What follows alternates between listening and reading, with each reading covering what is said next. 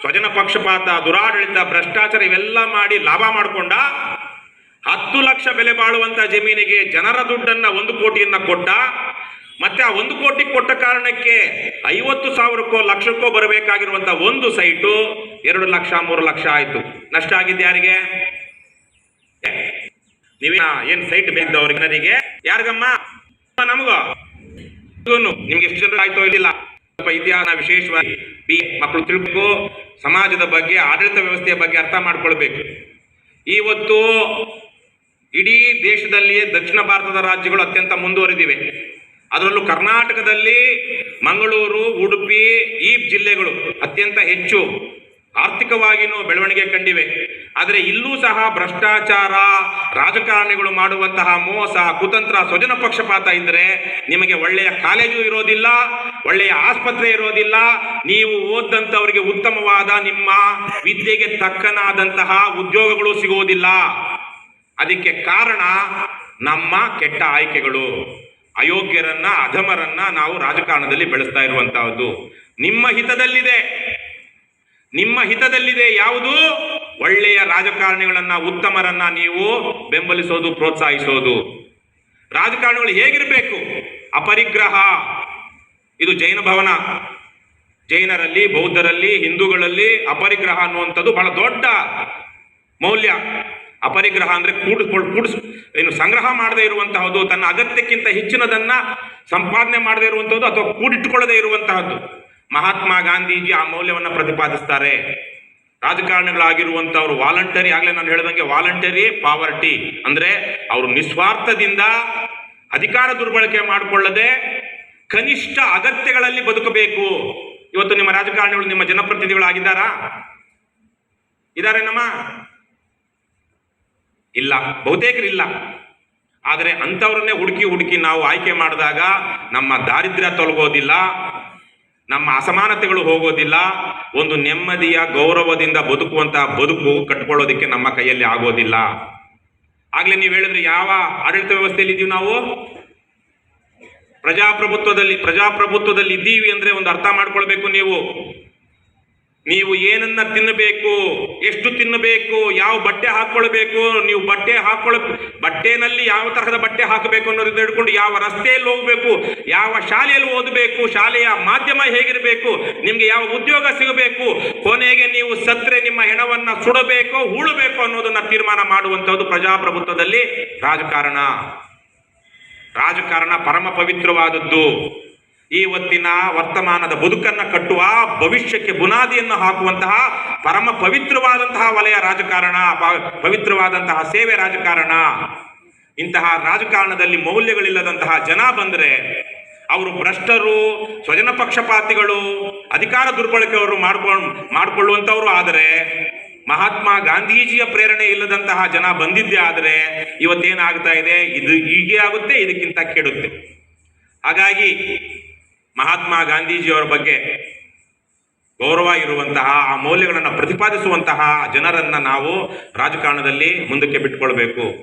ನಾನು ಆಗ್ಲೇ ಹೇಳಿದೆ, ನನ್ನ ಮಗಳ ವಯಸ್ಸಿನ ಮಕ್ಕಳು ನೀವು ಇಲ್ಲಿರುವಂಥವ್ರು.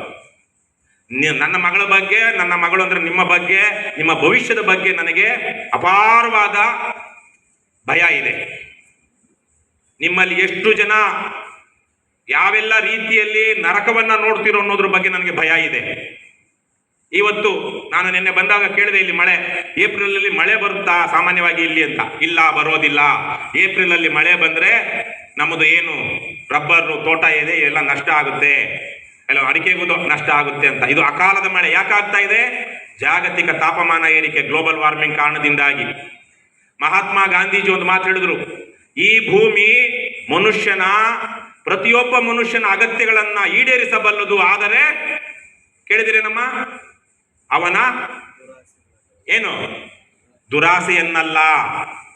ಈ ಪ್ರಕೃತಿ, ಈ ಭೂಮಿ ಪ್ರತಿಯೊಬ್ಬ ಮನುಷ್ಯನ, ನಾನು ಹೇಳಿದ್ನಲ್ವಾ 50 ಕೋಟಿ ಇದ್ದಂತ ಜನಸಂಖ್ಯೆ ಇವತ್ತು 60 ವರ್ಷದಲ್ಲಿ 145 ಕೋಟಿ ಆಗಿದೆ. ನಮ್ಮ ಪೂರ್ವಿಕರಿಗೆ ತಿನ್ನೋದಿಕ್ಕೆ ಗತಿ ಇರಲಿಲ್ಲ. ಇವತ್ತು ನಾವು ತಿಂದು ತೇಗಿ ವಾಂತಿ ಭೇದಿ ಎಲ್ಲ ಮಾಡ್ಕೊಂಡ್ರು ಬೇಕಾದಷ್ಟು ಆಹಾರ ಇದೆ ಇವತ್ತು. ನಮ್ಮ ಅಗತ್ಯಗಳನ್ನೆಲ್ಲ ಈಡೇರಿಸ್ತಾ ಇದೆ. ಆದರೆ ನಾವು ಅಗತ್ಯಗಳನ್ನು ಈಡೇರಿಸಿಕೊಳ್ಳುವಂಥ ದಿಕ್ಕಿನಲ್ಲಿ ನಡೆದ ದಾರಿಯಿಂದಾಗಿ ಇವತ್ತು ಜಾಗತಿಕ ತಾಪಮಾನ ಏರಿಕೆ ಅನ್ನೋದು ನಿಮ್ಮ ಮನೆ ಬಾಗಿಲಿಗೆ ಬಂದಿದೆ. ಮುಂದಿನ 20, 30, 40 ವರ್ಷಗಳಲ್ಲಿ ಅತಿವೃಷ್ಟಿ, ಅನಾವೃಷ್ಟಿ, ಅಕಾಲ ವೃಷ್ಟಿ. ಏನು ಅತಿವೃಷ್ಟಿ ಅಂದ್ರೆ? ಅತಿವೃಷ್ಟಿ ಅಂದ್ರೆ ಏನಮ್ಮ ಸರ್ ಕನ್ನಡ? ಅತಿವೃಷ್ಟಿ ಅಂದ್ರಮ್ಮ, ಅತಿ ಅಂದ್ರೆ ಜಾಸ್ತಿ, ವೃಷ್ಟಿ ಅಂದ್ರೆ ನಾವು ವೃಷ್ಟಿ ಅಂತೀವಿ ದಕ್ಷಿಣ ಕನ್ನಡದವರು, ನೀವು ವೃಷ್ಟಿ ಅಂತೀರಿ ಅನ್ಸುತ್ತೆ ಅಲ್ವಾ? ನಾವು ಕೃಷ್ಣ ಅಂತೀವಿ, ನೀವು ಕೃಷ್ಣ. ಸ್ವಲ್ಪ ಇದಿದೆ. ವೃಷ್ಟಿ ಅಂದ್ರೆ ಏನು? ಮಳೆ. ಅತಿವೃಷ್ಟಿ ಅಂದ್ರೆ ಅತಿಯಾದ ಏನಾಗುತ್ತೆ? ಅವಾಗ ಪ್ರವಾಹ ಬರುತ್ತೆ. ಅನಾವೃಷ್ಟಿ ಅರ್ಥ ಏನು? ಮಳೆ ಕಡಿಮೆ ಆಗೋದು. ನೆಗೆಟಿವ್. ಅನಾವೃಷ್ಟಿ ಮಳೆ ಇಲ್ಲದಂಥದ್ದು. ಆವಾಗ ಏನಾಗುತ್ತೆ? ಬರ. ಅತಿವೃಷ್ಟಿ ಆದಾಗ ಪ್ರವಾಹ, ಅನಾವೃಷ್ಟಿ ಆದಾಗ ಬರ. ಅಕಾಲ ವೃಷ್ಟಿ. ಏನು ಅಕಾಲ ವೃಷ್ಟಿ ಅಂದ್ರೆ? ಅನ್ಸೀಸನ್ಲಿ ರೈನ್ಸ್. ಏನಂತಾರೆ? ಅಕಾಲದಲ್ಲಿ ಬರಬಾರದಂತಹ ಸಮಯದಲ್ಲಿ. ಈಗ ಕೊಯ್ಲು ಮಾಡ್ತಾ ಇದ್ದೀವಿ, ಕೊಯ್ಲು ಮಾಡುವಾಗ ಮಳೆ ಬಂತು ಅಂದ್ರೆ ಹೊಲದಲ್ಲೋ ತೋಟದಲ್ಲೋ ಇರುವಂತ ಬೆಳೆ ಮನೆಗೆ ಬರುತ್ತಾ? ಕೊಚ್ಕೊಂಡು ಹೋಗುತ್ತೆ. ಈ ಅತಿವೃಷ್ಟಿ, ಅನಾವೃಷ್ಟಿ, ಅಕಾಲ ವೃಷ್ಟಿಗಳು ಈಗ ಸರ್ವೇ ಸಾಮಾನ್ಯ ವಿದ್ಯಮಾನಗಳಾಗ್ತಾ ಇವೆ. ಇದರಿಂದಾಗಿ ಆಹಾರ ಕ್ಷಾಮ ಆಗುತ್ತೆ. ಆರ್ಥಿಕ ವ್ಯವಸ್ಥೆ ಏನು ಕಟ್ಕೊಂಡಿದ್ದೀವಿ ಇದೆಲ್ಲ ಅಲ್ಲೋಲ ಕಲ್ಲೋಲವಾಗುತ್ತೆ. ಇನ್ನು 20-30 ವರ್ಷದಲ್ಲಿ ಇವೆಲ್ಲವನ್ನು ಒಂದು ತುದಿಗೆ ಮುಟ್ಟುತ್ತೆ. ಇವತ್ತು ನನ್ನ ಪ್ರಕಾರ 800 ಕೋಟಿ ಇರುವಂತ ಜನಸಂಖ್ಯೆಯನ್ನು 30-40 ವರ್ಷದಲ್ಲಿ ಪ್ರಪಂಚದಲ್ಲಿ ಅದು 300-400 ಕೋಟಿಗೆ ಇಳಿದ್ರು ನೂರಾರು ಕೋಟಿ ಜನ ಆಹಾರ ಇಲ್ಲದೆ ಇರುವ ಕಾರಣದಿಂದಾಗಿ ಆಡಳಿತ ವ್ಯವಸ್ಥೆ ಕುಸಿಯುತ್ತೆ. ಆಡಳಿತ ವ್ಯವಸ್ಥೆ ಕುಸಿದ ಕಾರಣಕ್ಕಾಗಿ ಅರಾಜಕತೆ ಸೃಷ್ಟಿಯಾಗುತ್ತೆ. ಇವಾಗ ಅಲ್ಲಿ ಸೂಡಾನಲ್ಲಿ, ಆಫ್ರಿಕಾದಲ್ಲಿ, ಕೆಲವೊಂದು ದೇಶಗಳಲ್ಲಿ ಆಗ್ತಿರುವಂತೆ ಅರಾಜಕತೆ ಸೃಷ್ಟಿಯಾಗಿ ಹಿಂಸೆ ಆಗುತ್ತೆ, ಕೊಲೆಗಳಾಗುತ್ತೆ, ರಕ್ತಪಾತಗಳಾಗುತ್ತೆ. ಇವೆಲ್ಲವನ್ನು ಪ್ರಕೃತಿಯನ್ನ ನಾವು ದುರ್ಬಳಕೆ ಮಾಡಿಕೊಂಡ ಕಾರಣಕ್ಕಾಗಿ ಆಗುತ್ತೆ. ಅದಕ್ಕೆ ಮಹಾತ್ಮ ಗಾಂಧೀಜಿ ಅವರು ಹೇಳಿದಂತಹ ಸರಳ ಜೀವನ. ರಾಜಕಾರಣಿಯಾದವರು ಸಾರ್ವಜನಿಕರಿಗೆ, ಜನರಿಗೆ ಮಾದರಿಯಾಗಿರಬೇಕು. ಅದಕ್ಕೆ ಸರಳ ಜೀವನವನ್ನ ಅವರು ಬದುಕಬೇಕು. ಅವರ ಬದುಕು ಪಾರದರ್ಶಕವಾಗಿರಬೇಕು ಅಂತ ಮಹಾತ್ಮ ಗಾಂಧೀಜಿ ಅವರು ಹೇಳಿದ್ರಲ್ವಾ? ಆ ತರಹದ ಜನ ನಿಮ್ಮ ರಾಜಕೀಯ ನಾಯಕರಾಗಬೇಕಾಗುತ್ತೆ, ಸಾಮಾಜಿಕ ನಾಯಕರಾಗಬೇಕಾಗುತ್ತೆ. ಲಾಲ್ ಬಹದ್ದೂರ್ ಶಾಸ್ತ್ರಿ ಅವರು ಆಗ್ಲೇ ಹೇಳಿದಾಗೆ, ನಾನು ಪ್ರತಿ ಸೋಮವಾರ ಉಪವಾಸ ಇರ್ತೀನಿ ಅಂತ ಹೇಳೋದಕ್ಕೆ ಮೊದಲು ಮನೆಯವರಿಗೆಲ್ಲ ಕರೆದು ಹೇಳಿದ್ರು, ಇನ್ನು ಮೇಲೆ ಸೋಮವಾರದ ಹೊತ್ತು ಸಂಜೆ ಹೊತ್ತು ಅಡುಗೆ ಮಾಡಬೇಡಿ ಅಂತೇಳಿ ಅವರು ಮನೆಯವರಿಗೆ ಹೇಳಿ ತದನಂತರ ದೇಶವಾಸಿಗಳಿಗೆ ಕರೆ ಕೊಟ್ಟರು. ಈ ಹೊತ್ತಿರುವಂತ ನಮ್ಮ ರಾಜಕಾರಣಿಗಳು ಹೋಗಿ ಉತ್ಪಾದನೆ ಮಾಡಿ ಬೆಳೀರಿ, 4 ಕಾರ್ ತಗೊಳ್ಳಿ, ಇದರಿಂದ ಆರ್ಥಿಕ ಅಭಿವೃದ್ಧಿ ಆಗುತ್ತೆ ಅಂತೆಲ್ಲ ಹೇಳ್ತಾರೆ. ಇವ್ರು ಯಾರನ್ನು ಒಂದು ದಿವಸ ಉಪವಾಸ ಇರಿ ಅಂದರೆ ಜನ ಅವ್ರ ಮಾತು ಕೇಳೋದಿಲ್ಲ. ಆ ತರಹದ ದೇಶಕ್ಕೇನೆ ಒಂದು ಕಾನ್ಫಿಡೆನ್ಸ್ ಕೊಡುವಂತಹ ಮಾದರಿಯಾದಂಥ ನಾಯಕರು ನಮ್ಮ ಮುಂದೆ ಇಲ್ಲ. ಹಾಗೆ ಇವೆಲ್ಲದಿಂದಾಗಿ ಏನಾಗುತ್ತೆ? ದೇಶದಲ್ಲಿ, ಪ್ರಪಂಚದಲ್ಲಿ, ಕೇವಲ ನಮ್ಮ ದೇಶದಲ್ಲ, ಇತ್ತೀಚೆಗೆ ನೀವು ಎಷ್ಟು ಜನ ಏನು ಸರಿಯಾಗಿ ಪ್ರಪಂಚದ ವಿದ್ಯಮಾನಗಳನ್ನ ಗಮನಿಸ್ತಿರೋ ಇಲ್ವೋ, 140 ಕಿಲೋಮೀಟರ್ ವೇಗದಲ್ಲಿ ಬಿರುಗಾಳಿ ಬೀಸ್ತು ಬೀಜಿಂಗ್ ಅಲ್ಲಿ. ಸುಮಾರು ಎಷ್ಟೋ ವರ್ಷಗಳಿಂದ ಆಗ್ತದ ಬಿರುಗಾಳಿನೇ ಇರುವಂತೆ. ನಾವೇನಾದ್ರೂ 50 kg ಕಡಿಮೆ ಇರುವಂತವರು ರಸ್ತೆಗಳಲ್ಲಿ ಓಡಾಡಬೇಡಿ ಅಂತ ಬೀಜಿಂಗ್, ಶಾಂಘೈ, ಚೀನಾದಲ್ಲಿ ಸರ್ಕಾರ ಎಮರ್ಜೆನ್ಸಿ ಹೇಳ್ತು, ನಿಮ್ಮಂತ ಇಲ್ಲಿರುವಂತ ಬಹುತೇಕ 50-60 kg ಇರುವಂತ ನೀವೇನಾದ್ರು ರಸ್ತೆ ಹೋಗ್ತಾ ಇದ್ರೆ ನಿಮ್ಮನ್ನ ತಳ್ಕೊಂಡು ಹೋಗಿ ಚರಂಡಿ ಬಿಸಾಕ್ಬಿಡ್ತಾ ಇತ್ತು ಗಾಡಿ. 10 ವರ್ಷಗಳ ಹಿಂದೆ ನೋಡಿ, ಯಾರಾದ್ರೂ ಗೂಗಲ್ ಇದ್ರೆ ಫೋನಲ್ಲಿ ತೆಗೆದು ನೋಡಿ, ಸ್ಯಾಂಡ್ ರೈನ್ಸ್ ಇನ್ ಲಂಡನ್ ಅಂತ ಗೂಗಲ್ ಅಲ್ಲಿ ಹಾಕಿ. 10 ವರ್ಷಗಳ ಹಿಂದೆ ಸಹಾರಾ ಮರುಭೂಮಿಯ ಮೇಲೆ ಇದ್ದಂತ ಬಿರುಗಾಳಿ, ಆ ಮರಳು ಹೋಗಿ ಲಂಡನ್ ನಲ್ಲಿ ಬಿತ್ತು. ಒಂದು 15 ವರ್ಷಗಳಿಂದ ಪಾಕಿಸ್ತಾನದಲ್ಲಿ ಆದಂತ ಅತ್ಯಂತ ದೊಡ್ಡ ಪ್ರವಾಹಕ್ಕೆ ಕಾರಣ ಗ್ಲೋಬಲ್ ವಾರ್ಮಿಂಗ್. ನಮ್ಮಲ್ಲೂ ಇವೆಲ್ಲ ಆಗ್ತಾ ಇವೆ. ಹಾಗಾಗಿ ಇಂತಹ ಸಂದರ್ಭದಲ್ಲಿ ನಿಮಗೆ ನಾಯಕತ್ವ ಕೊಡಬಲ್ಲಂತವ್ರು ಯಾರು ಕೊಡಬಹುದು? ನಿಮಗೆ ನಿಮ್ಮ ಬದುಕನ್ನ ನೀವು ಇಷ್ಟೆಲ್ಲ ಇನ್ನೊಂದು 2 ವರ್ಷ 3 ವರ್ಷದಲ್ಲಿ ಮದುವೆ ಆಗ್ತೀರಾ, ಇನ್ನೊಂದು 3-4 ವರ್ಷದಲ್ಲಿ ನಿಮ್ಮಲ್ಲೊಂದು ಜನಕ್ಕೆ ಮಕ್ಕಳಾಗ್ತಾರೆ. ನೀವು ನಿಮ್ಮ ಮಕ್ಕಳು, ನಿಮ್ಮ ಮಕ್ಕಳ ಭವಿಷ್ಯವನ್ನ ಕಾಪಾಡುವಂತವ್ರು ಯಾರು? ಅವರು ಯಾವದ್ರಿಂದ ಪ್ರೇರಣೆಗೊಂಡಿರಬೇಕು, ಯಾವ ರೀತಿಯ ಸಚ್ಚಾರಿತ್ರವಂತರಾಗಿರಬೇಕು, ಯಾವ ರೀತಿಯ ನಾಯಕತ್ವವನ್ನು ನಿಮಗೆ ಕೊಡಬೇಕು ಅನ್ನುವಂಥದ್ದು ನೀವು ಗಮನಿಸಬೇಕು. ಮತ್ತು ಅದನ್ನ ಆಯ್ಕೆ ಮಾಡಿಕೊಳ್ಳೋದು ನಿಮ್ಮ ಜವಾಬ್ದಾರಿ ಆಗಬೇಕು. ಈ ನಿಟ್ಟಿನಲ್ಲಿ ಬಹಳ ಮುಖ್ಯವಾಗಿ ನಾನು ಪ್ರಾಮಾಣಿಕತೆ, ಭ್ರಷ್ಟಾಚಾರ ರಹಿತ ಬದುಕು ಇರುವಂತಹ ರಾಜಕಾರಣಿಗಳು ಮಾತ್ರ ದೇಶವನ್ನ ಕಟ್ಟಬಲ್ಲರು. ದೇಶ ಅಂದ್ರೆ ಏನಮ್ಮ? ಇಲ್ಲಿರುವ ಗುಡ್ಡಗಳ, ಬೆಟ್ಟಗಳ, ಪರ್ವತಗಳ, ನದಿಗಳ ಯಾರು ದೇಶ? ದೇಶ ಅಂದ್ರೆ ಜನ. ಬಹಳ ಅದ್ಭುತವಾದ ಒಂದು ಪದ್ಯವನ್ನೇ ತೆಲುಗಿನಲ್ಲಿ ಬಂದಿದ್ದಾರೆ. ಬಹಳ ಜನ ಅದನ್ನ ದೇಶದಲ್ಲೆಲ್ಲ ಬಳಸ್ತಾರೆ. ದೇಶಮಂಟೆ ಮಟ್ಟಿ ಕಾದು ದೇಶ ಮಂಟೆ ಜನಮಲೋಯ್ ಅಂತ. ಅಂದ್ರೆ ದೇಶ ಅಂದ್ರೆ ಮಣ್ಣಲ್ರಯ್ಯ, ದೇಶ ಅಂದ್ರೆ ಜನ.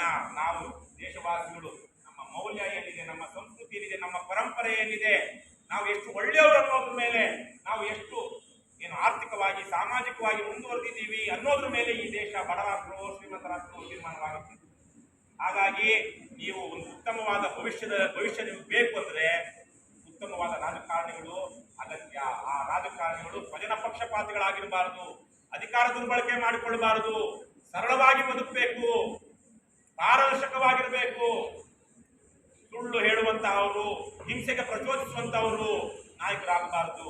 ಇದನ್ನೇ ಮಹಾತ್ಮ ಗಾಂಧೀಜಿಯವರು ಅವರು ಹೇಳಿದರು. ಮಹಾತ್ಮ ಗಾಂಧೀಜಿಯವರು ಎಲ್ಲದಕ್ಕಿಂತ ಮುಖ್ಯವಾಗಿ ಮನುಷ್ಯನ ಆತ್ಮಶುದ್ಧಿಗೆ, ಪ್ರತಿಯೊಬ್ಬ ವ್ಯಕ್ತಿಯ ಚಾರಿತ್ರ್ಯ ನಿರ್ಮಾಣಕ್ಕೆ, ವ್ಯಕ್ತಿತ್ವ ನಿರ್ಮಾಣಕ್ಕೆ ಪ್ರೋತ್ಸಾಹ ಕೊಟ್ಟಂತವ್ರು. ಬಹಳ ಜನಕ್ಕೆ ನಿಮ್ಗೆಲ್ಲ ಬಹುಶಃ ನಮ್ಗೆ ಗೊತ್ತಿಲ್ಲ, ಮಹಾತ್ಮ ಗಾಂಧೀಜಿ ಇಡೀ ಭೂಮಂಡಲವೇ ಇಲ್ಲಿ ತನಕ ಕಾಣದಂತಹ ವ್ಯಕ್ತಿತ್ವ, ಒಬ್ಬ hero. Was not only a leader but a big leader. ಆದ್ರೆ ಅದೇ ಸಮಯದಲ್ಲಿ ಹಿಂಸೆಯನ್ನ, ದುಷ್ಟ ಪ್ರಭುತ್ವವನ್ನ ಎದುರುಕೊಳ್ಳಬಲ್ಲಂತಹ ಒಂದು ಶಕ್ತಿ ಇದ್ದಂತಹ ಮಹಾನ್ ವ್ಯಕ್ತಿ ಮಹಾತ್ಮ ಗಾಂಧೀಜಿ. ನಿಮ್ಮಲ್ಲಿ ಬಹಳ ಜನಕ್ಕೆ ಅಹಿಂಸೆ ಗೊತ್ತಿಲ್ಲ. ನಮಗೆಲ್ಲ ಹೆಣ್ಮಕ್ಳು ಬಹುಶಃ ಅಹಿಂಸೆಯ ಬಗ್ಗೆ, ಶಾಂತಿಯ ಬಗ್ಗೆ ನಿಮ್ಗೆ ಒಲವು ಜಾಸ್ತಿ ಅನಿಸುತ್ತೆ. ಆದರೆ ನಿಮ್ಮ ವಯೋಮಾನದ ಕೆಲವೊಂದು ಯುವಕರು, ಹುಡುಗರಿಗೆ ಮಹಾತ್ಮ ಗಾಂಧೀಜಿ ಬಗ್ಗೆ ಕೆಲವೊಂದು ತಪ್ಪುಗಳಿರುತ್ತೆ. ಅವರು ಒಂದು ಮಾತು ಹೇಳಿದ್ರು, ಚೌರಿ ಚೌರದಲ್ಲಿ ಎಷ್ಟು ಜನ ಸತ್ರು ಪೊಲೀಸರು? 1922ರಲ್ಲಿ ಮಹಾತ್ಮ ಗಾಂಧೀಜಿ ಅಸಹಕಾರ ಚಳವಳಿ ಮಾಡಿದಾಗ ಉತ್ತರ ಪ್ರದೇಶದ ಚೌರಿ ಚೌರಾದಲ್ಲಿ ಪೊಲೀಸ್ ಠಾಣೆಗೆ ನುಗ್ಗಿದಂತಹ ಸತ್ಯಾಗ್ರಹಿಗಳು, ಸ್ವಾತಂತ್ರ್ಯ ಹೋರಾಟಗಾರರು ಯಾವುದೋ ಒಂದು ಕಾರಣಕ್ಕೆ ಬೆಂಕಿ ಹಚ್ಚಿಬಿಡ್ತಾರೆ. 23 ಜನ ಪೊಲೀಸರು ಸಾಯ್ತಾರೆ. ಅದ್ರ ಜೊತೆಗೆ 3 ಜನ ಪೊಲೀಸ್ ಅಧಿಕಾರಿಗಳಲ್ಲದವರು ಸಾಯ್ತಾರೆ. ನಮ್ಮದೇ ರಾಜ್ಯದಲ್ಲಿ 1942 ಆಗಸ್ಟ್ 8ರಂದು ಮಹಾತ್ಮ ಗಾಂಧೀಜಿ ದೇಶಕ್ಕೆ ಕರೆ ಕೊಡ್ತಾರೆ. ಬ್ರಿಟಿಷರೇ ಏನ್ ಕರೆ ಕೊಡೋದು? ಬ್ರಿಟಿಷರೇ ಭಾರತ ಬಿಟ್ಟು ತೊಲಗಿ, ಕ್ವಿಟ್ ಇಂಡಿಯಾ, ಚಲೇ ಜಾವ್ ಅಂತಾರೆ. ಆವತ್ತು ನೀವೆಲ್ಲ ಆವತ್ತು ನಿಮ್ಮ ತಾತ ಮುತ್ತಾತಂದ್ರು, ಅಜ್ಜ ಅಜ್ಜಿ ಎಲ್ಲರೂ ಬ್ರಿಟಿಷರ ನೇರ ಆಡಳಿತದಲ್ಲಿದ್ರಿ. ಪುತ್ತೂರಿನವರು, ದಕ್ಷಿಣ ಕನ್ನಡದವರು. ನಿಮ್ಮ ದೊರೆ ಇದ್ದಿದ್ದು ಮದ್ರಾಸ್ನಲ್ಲಿ, ನಾವು ಹಳೆ ಮೈಸೂರಿನವ್ರು. ನಮ್ಮ ದೊರೆ ಇದ್ದಿದ್ದು ಮೈಸೂರಿನಲ್ಲಿ, ಅವನ ದೊರೆ ಬ್ರಿಟಿಷರವನು. ಮೈಸೂರಿನ ಶಿವಮೊಗ್ಗ ಜಿಲ್ಲೆಯ ಈಸೂರು, ಶಿಕಾರಿಪುರ ಅನ್ನುವ ತಾಲೂಕಿನ ಈಸೂರಿನಲ್ಲಿ ಬ್ರಿಟಿಷರ ನೇರ ಅಧೀನದಲ್ಲಿರಲಿಲ್ಲ, ಮೈಸೂರು ರಾಜ್ಯದ ಅಧೀನದಲ್ಲಿದ್ದರು. ಆ ಈಸೂರಿನ ಜನ ನಮ್ಮದು ಸ್ವತಂತ್ರ ಗ್ರಾಮ ಅಂತ 1942ರ ಸೆಪ್ಟೆಂಬರ್ನಲ್ಲಿ ಘೋಷಣೆ ಮಾಡ್ಕೊಂಡು ಬಿಡ್ತಾರೆ. ಅವತ್ತು ಘೋಷಣೆ ಮಾಡಿಕೊಂಡಾಗ ಇವರು ಸ್ವತಂತ್ರ ಗ್ರಾಮ ಹೇಗಾಗೋದಿಕ್ಕಾಗುತ್ತೆ, ನಮ್ಮ ಅಧೀನದಲ್ಲಿರುವವರು ಅಂತೇಳಿ ಬ್ರಿಟಿಷ್ ಅಧಿಕಾರಿಗಳು ಬರ್ತಾರೆ. ಬಂದಂತಹ ತಾಲೂಕಿನ ಅಮಲ್ದಾರ ಮತ್ತು ಪೊಲೀಸ್ ಆಫೀಸರು ಸಾಯ್ತಾರೆ, ಬ್ರಿಟಿಷ್ ಅಧಿಕಾರಿಗಳು. ಈಗ ನಾನು ನಿಮ್ಗೊಂದು ಪ್ರಶ್ನೆ ಕೇಳ್ತೀನಿ. ಬ್ರಿಟಿಷರ ಚೌರಿ ಚೌರಾದಲ್ಲಿ ಪೊಲೀಸ್ ಅಧಿಕಾರಿಗಳು 23 ಜನ ಸಾಯ್ತಾರೆ. ಇದೇ 42ರ ಸೆಪ್ಟೆಂಬರ್ನಲ್ಲಿ ಒಬ್ಬ ಅಮಲ್ದಾರು ಮತ್ತೆ ಪೊಲೀಸ್ ಇನ್ಸ್ಪೆಕ್ಟರ್, ಸಬ್ ಇನ್ಸ್ಪೆಕ್ಟರ್ ಸಾಯ್ತಾನೆ. ಯಾರವರು? ಭಾರತೀಯರೋ ಅಥವಾ ಬ್ರಿಟಿಷರೋ? ಯಾರಮ್ಮ? ಭಾರತೀಯರೇನಾ? ಭಾರತೀಯರೇ.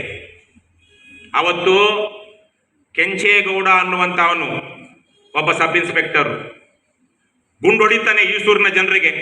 ಗುಂಡು ಹೊಡೆದಾಗ ಈಸೂರಿನ ಜನ ತಿರುಗಿ ಬಿದ್ದು 42ನೇ ಇಸ್ವಿ ಸೆಪ್ಟೆಂಬರ್ 28ರಂದು ಕೆಂಚೇಗೌಡನನ್ನ ಸಾಯಿಸ್ತಾರೆ. ಚೆನ್ನ ಕೃಷ್ಣಯ್ಯ ಅನ್ನುವಂಥವನು ತಹಸೀಲ್ದಾರು, ಅಮಲ್ದಾರ್ ಆವತ್ತಿಗೆ, ಅವರನ್ನು ಕೊಲ್ತಾರೆ.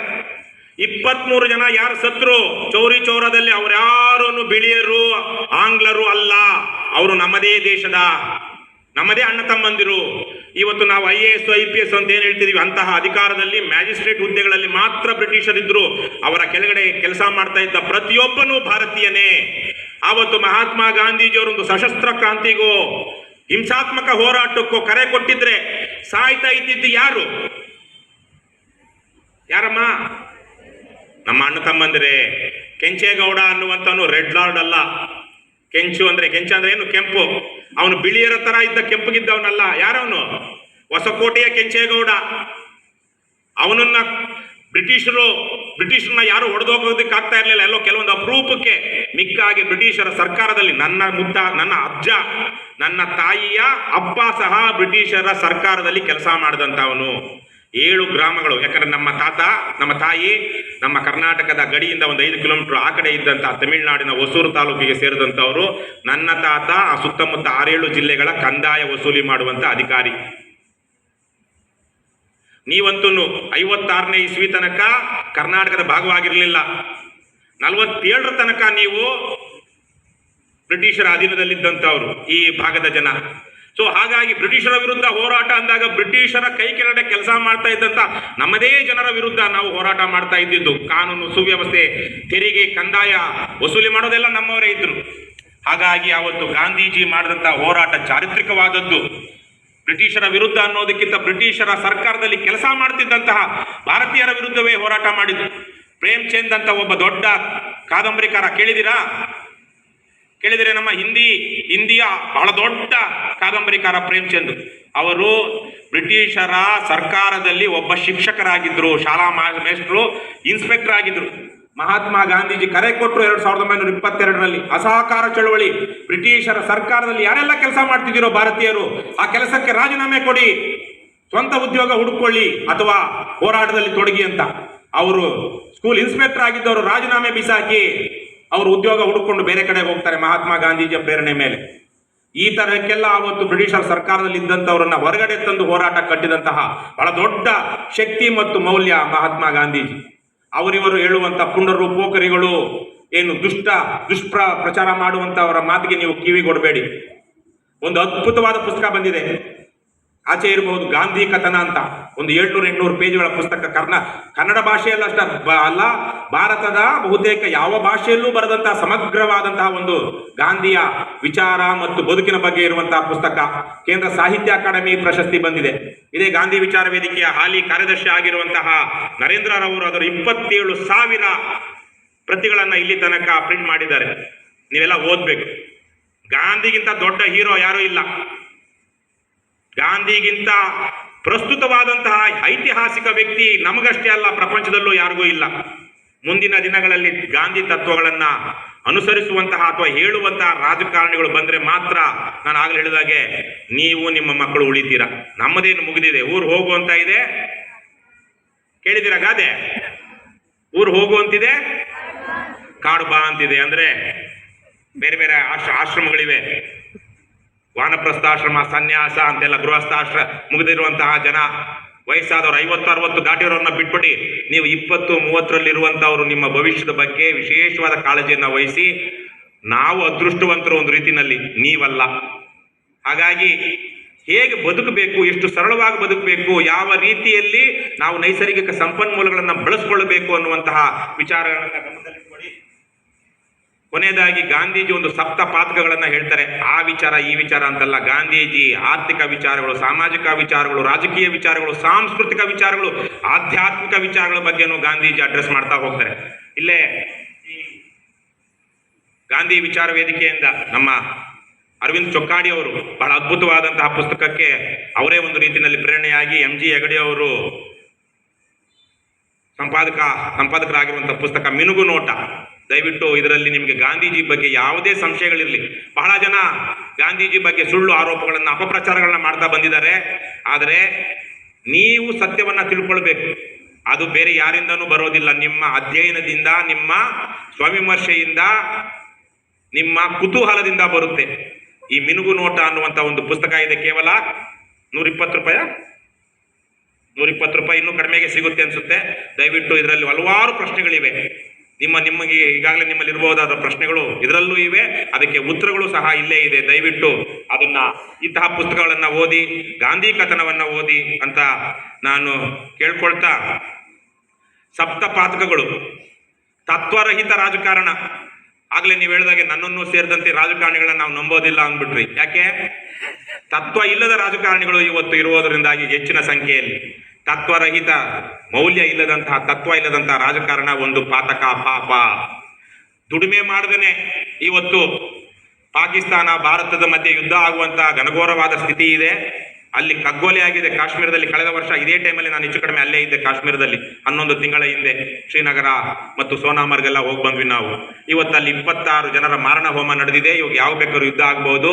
ಆದರೆ ಇವತ್ತು ಕ್ರಿಕೆಟ್ ಎಲ್ಲಂದ್ರೆ ಅಲ್ಲಿ ದೇಶಾದ್ಯಂತ ಕ್ರಿಕೆಟ್ ನಡೀತಾ ಇದೆ. ಕ್ರಿಕೆಟ್ ನಡೀತಿರೋದ್ರ ಜೊತೆಗೆ ನಿಮಗೆ ಗೊತ್ತಿಲ್ಲ ನನಗೆ, ಈ ದಕ್ಷಿಣ ಕನ್ನಡದ ಭಾಗಗಳಲ್ಲಿ ಬಯಲು ಸೀಮೆಯ ಹಲವಾರು ಕಡೆಗಳಲ್ಲಿ ಯುವಕರು ಇವತ್ತು ಬೆಟ್ಟಿಂಗ್ ಅಲ್ಲಿ ಮುಳುಗಿದ್ದಾರೆ. ಸಾಲ ಮಾಡಿಕೊಂಡು ಬೆಟ್ಟಿಂಗ್ ಅಲ್ಲಿ ಹಾಕ್ತಾರೆ.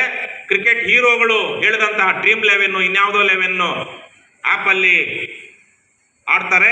ಆಡ್ಕೊಂಡು ಮನೆ ಮಠ ಕಳ್ಕೊಂಡು ನೇಣು ಹಾಕೊಳ್ತಾ ಇದ್ದಾರೆ. ಎಷ್ಟೋ ಮನೆಗಳಲ್ಲಿ ಆತ್ಮಹತ್ಯೆಗಳು ಇವತ್ತು ನಡೀತಾ ಇದೆ. ದುಡಿಮೆ ಕೆಲಸನೇ ಮಾಡೋದು ಬೇಡ, ಆದ್ರೆ ಬಂದ್ಬಿಡ್ಬೇಕು, ಲಾಟ್ರಿ ಹೊಡಿಬೇಕು. ಏನು ಹೊಡಿಬೇಕು?